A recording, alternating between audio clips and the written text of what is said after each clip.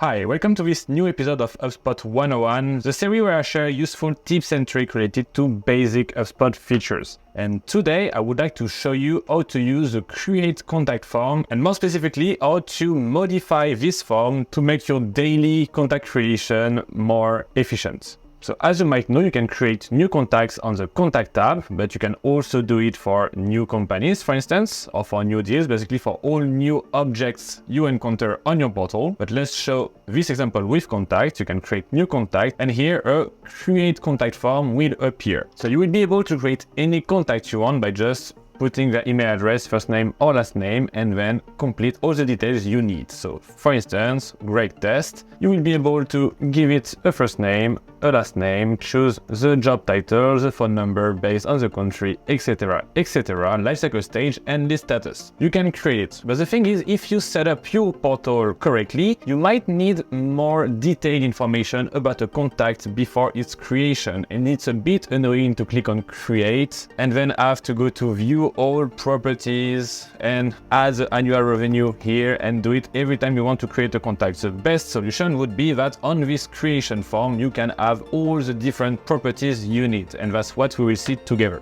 So to do so, when you click on Create Contact, you can click here on Edit this form, and this option will let you create a lot of different personalizations for your creation form. First, you can add like basic properties. So for instance, the city is from, the country region, the company name, and of course you can modify the different order of each property in your form.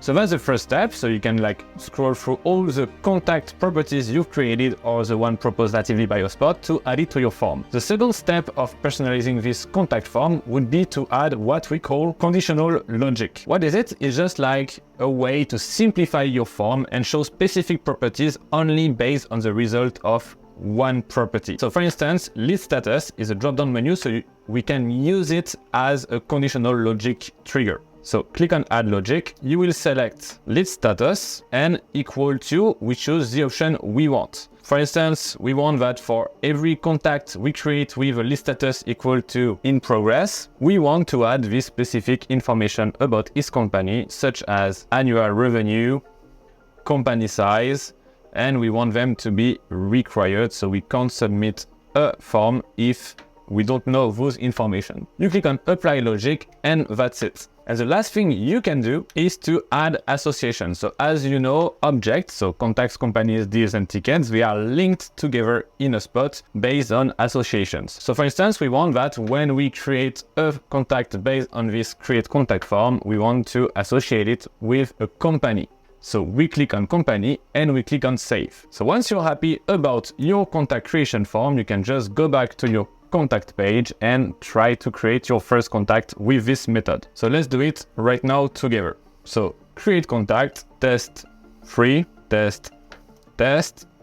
And here we see that we have all the different property we add. And then if we select list status is in progress, now we can add the specific information that we set up. And to finish, the last part is the associate contact with. So we can decide to associate with contact with a specific company that is already registered in our CRM. One limitation of it is that if the company is not already created in your database, you will not be able to select it. As you see, the new portal that I created for this video, so there is no company in this specific portal, so I can't add any company. But it's not a mandatory field, so we can still create our contact, and all the information we wanted together are already set up in this record. I hope you found this video helpful. If it's the case, don't forget to put a thumbs up and subscribe to this channel. And if you want to learn more on how to set up your HubSpot portal in the most efficient way, you can find in the description below a complete free training of more than 30 videos helping you step by step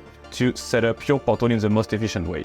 It was Greg. I wish you a good day and see you soon.